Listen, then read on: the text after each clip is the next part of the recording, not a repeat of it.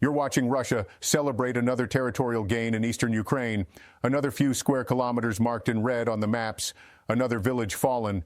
But here's what they're not telling you. While Putin's generals are popping champagne over these advances, something is rotting their war machine from the inside out. Something invisible, something they can't stop, and it's growing stronger every single day. I'm talking about an invisible army of over 2,000 agents operating behind Russian lines right now, turning occupied Ukraine and even Russia itself into a minefield of paranoia and sabotage. This is the story mainstream media won't tell you because it's happening in the shadows, and what I discovered will completely change how you see this war. Let me paint you a picture. It's a cold December night in occupied Donetsk, 2025. A 30-year-old civilian, let's call him what he is, an ordinary man who knows his city like the back of his hand, slips through the darkness. He's been watching Russian patrols for weeks, memorizing their patterns, noting where the streetlights don't work, where dogs bark for no reason. He plants homemade explosives on a railway track used to transport weapons and ammunition to Russian forces on the Eastern Front. Boom, boom, boom.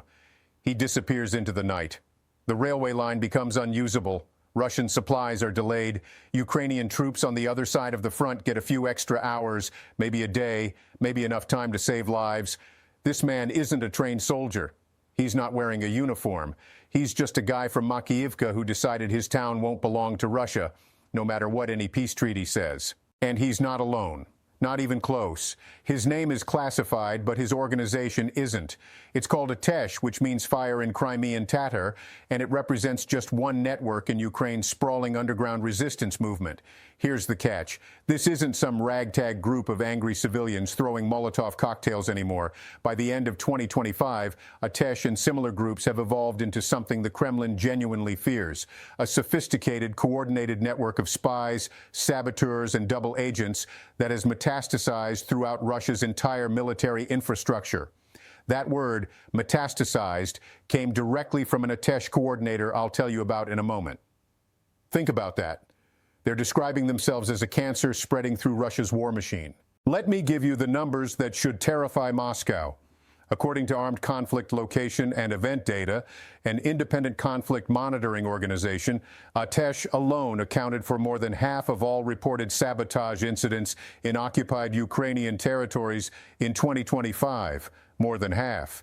And in 2025, they brought their campaign deep into Russia itself, with 32 documented operations attributed to them on Russian soil. We're talking about sabotage in places like Bryansk, Smolensk, Volgograd, even the Moscow region. Russian soldiers are no longer safe in their own rear areas, hundreds of miles from the front line. Think about what that does psychologically. You're a Russian commander sitting in what you thought was secure territory, and suddenly a transformer explodes, a railway gets destroyed, your communications tower goes dark. You don't know who to trust anymore because the enemy could be anyone: your deputy, your driver, the waiter bringing you coffee. But here's where this gets really interesting. Atesh was founded in summer 2022 in annexed Crimea. For the first 2 years, they focused primarily on observation and small-scale sabotage, gathering intelligence, taking photos of Russian military installations, maybe burning a vehicle here and there. But by 2025, they've graduated to a completely different level. They're targeting high-value assets: electronic warfare stations that jam Ukrainian drones, communication towers that coordinate Russian artillery strikes, military cargo trains carrying equipment worth millions, oil depots that fuel the invasion. And they're documenting everything, uploading videos to their Telegram channel almost immediately after operations, partly as proof, partly as recruitment material. Most of our agents find us, an Atesh spokesman told a reporter recently. They don't need to advertise. People are coming to them. Now, let me tell you about the interview that blew my mind. At the end of December 2025, Kyiv Post managed to speak with two Atesh operatives under pseudonyms: Selim, a coordinator, and Yevpatori, an underground agent working in Russian-occupied Crimea. What they revealed should be front-page news everywhere, but it's not, which is exactly why I'm making this video. When asked what the most important achievement of 2025 was, here's what one of them said, and I'm quoting directly: "We have completely dismantled the myth of a safe Russian rear." If earlier the occupier felt threatened only in Crimea or near Donetsk, now he flinches at every rustle in the Moscow region or in Volgograd. We have become a truly all-Russian network. This is no longer just a group of patriots, but a systemic force that has metastasized throughout the military machine of the Russian Federation. Let that sink in. These aren't isolated incidents anymore. This is systematic infiltration at every level, and it's working. According to these operatives, Russian officers no longer trust each other. Every colonel suspects his deputy might be an Atesh agent. That's not guerrilla warfare. That's psychological destruction from within. When your own command structure can't trust itself, you're fighting a war you can't win. And here's the part that should keep Putin awake at night. More and more Atesh agents are Russian servicemen themselves. People who were mobilized, sometimes forcibly, saw the meat grinder up close, watched their commanders treat them as expendable, and decided the only way to survive is to help Ukraine end this war faster. One Russian soldier acting as a double agent told The Telegraph he's been working for Atesh since spring 2024. His riskiest mission, according to him, helped Ukrainian troops advance 5 kilometers, a considerable achievement in a war where gaining 100 meters can take weeks. Let me break down who these people actually are, because this might surprise you. When asked about the profile of Atesh agents, the operative said there's no typical agent. There are 19-year-olds with fire in their eyes. There are guys in their 30s. There are even pensioners watching military convoys roll past their windows. But the most interesting detail? More and more of their agents are Russian servicemen who see the madness and want it to stop, or who want revenge after watching their commander get torn apart in an explosion they helped coordinate. Think about the implications. Russia's military isn't just fighting Ukraine. It's fighting an enemy embedded within its own ranks, and it has no idea how deep that infiltration goes. Now let's talk about what they're actually doing, because this goes way beyond what most people imagine when they hear the word partisan. Yes, there's sabotage. Railways get destroyed. In November 2025, Atesh agents destroyed a Russian locomotive carrying military cargo in Rostov-on-Don. In Bryansk, they sabotaged a military electric locomotive on tracks leading to a key logistics hub that supplies Russia's northern grouping. Every relay cabinet they burn, every bridge they blow up, means weeks of delays for equipment that was supposed to reach the front. But it's not just physical sabotage. This is a technological war now. An Atesh operative explained it perfectly. Today, an underground movement agent is not necessarily a person with a rifle in the forest. It's a waiter who overhears officers' conversations in a cafe, a railway worker who knows the exact schedule of military trains, a technician who can accidentally disable an expensive radar. This is a technological war. A smartphone and the critical information transmitted through it today kills occupiers no worse than a rifle. That last line is critical. A smartphone kills no worse than a rifle. What they mean is this. Atesh works in close coordination with Ukrainian military intelligence and special forces. When an Atesh agent photographs a Russian ammunition depot, that information goes directly to Ukrainian targeting systems. When a strike hits exactly where it needs to, it's because someone on the ground provided the coordinates. The resistance movement has become the eyes and ears of Ukraine's precision strike capability. One operative put it this way: our data are the eyes for Ukrainian missiles. When a strike hits exactly on an ammunition depot or a headquarters, we know our work has paid off. This makes us not just insurgents, but part of a large army of liberation. They're not separate from Ukraine's military. They're integrated into it, operating as forward intelligence units deep behind enemy lines. And here's what nobody's talking about. As of January 2026, we're watching intense diplomatic pressure for a ceasefire. Trump administration officials are pushing for negotiations. There's talk about Ukraine potentially having to cede territory, at least temporarily, to reach some kind of frozen conflict arrangement. Russia currently controls about 19% of Ukrainian territory, roughly 117,000 square kilometers, home to approximately 1.5 million Ukrainians living under occupation. Most Western media coverage treats a potential ceasefire as the end of the story. Fighting stops, territories freeze in place, everyone catches their breath. But here's the catch that changes everything. The resistance doesn't see a ceasefire as peace.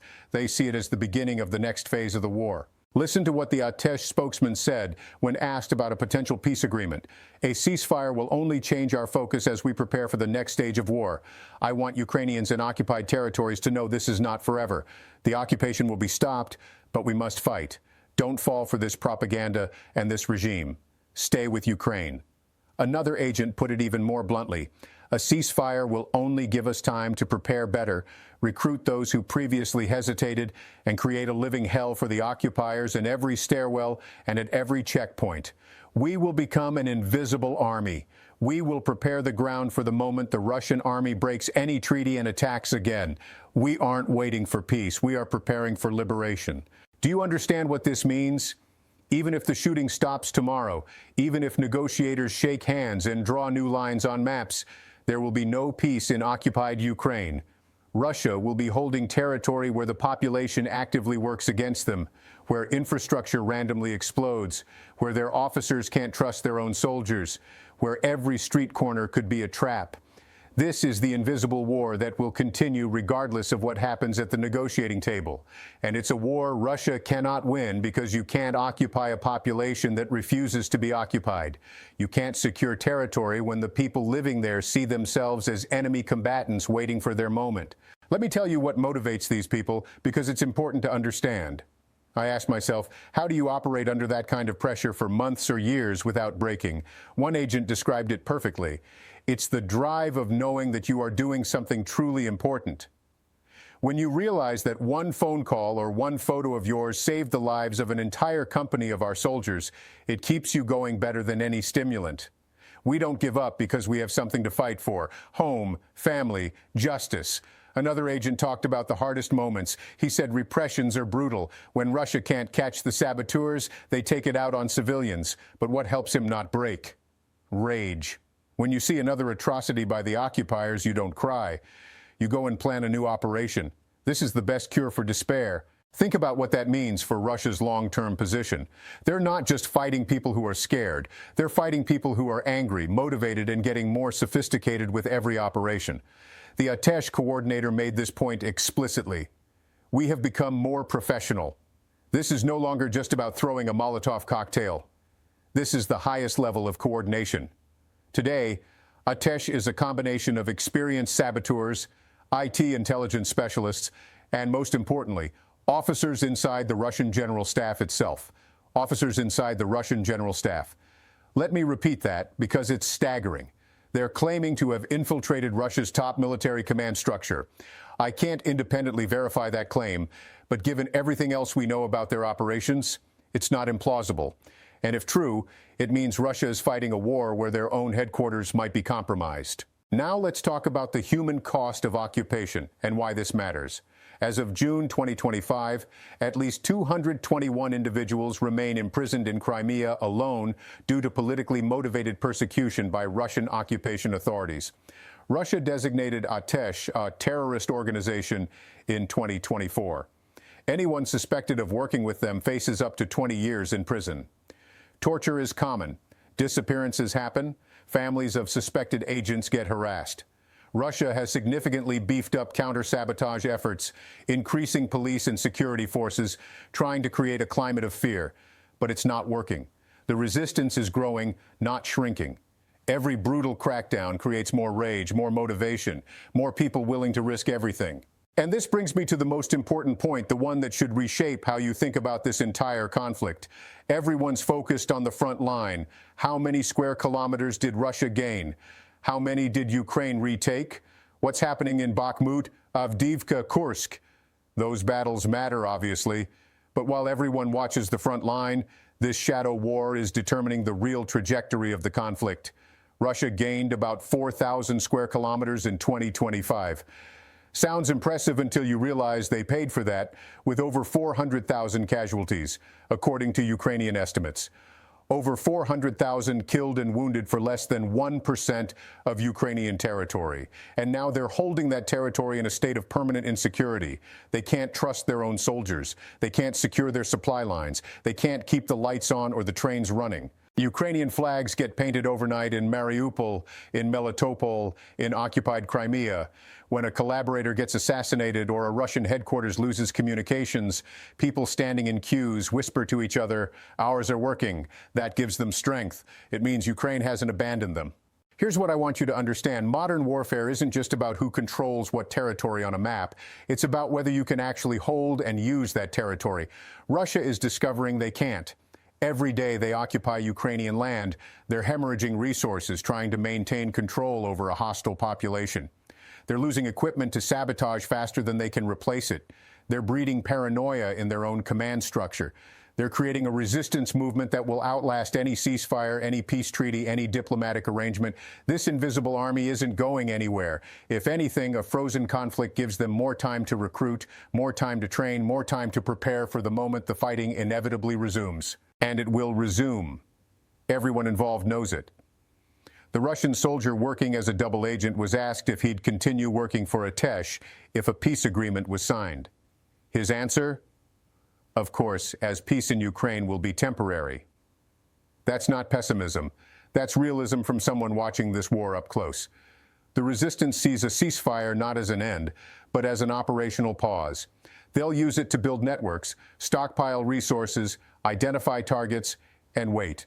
When Russia inevitably violates whatever agreement gets signed, when the tanks start rolling again, there will be an invisible army already in place, already coordinated, already embedded in Russia's military infrastructure, ready to tear it apart from within. So what does this all mean? It means the maps you see on the news showing Russian-controlled territory in red are fundamentally misleading.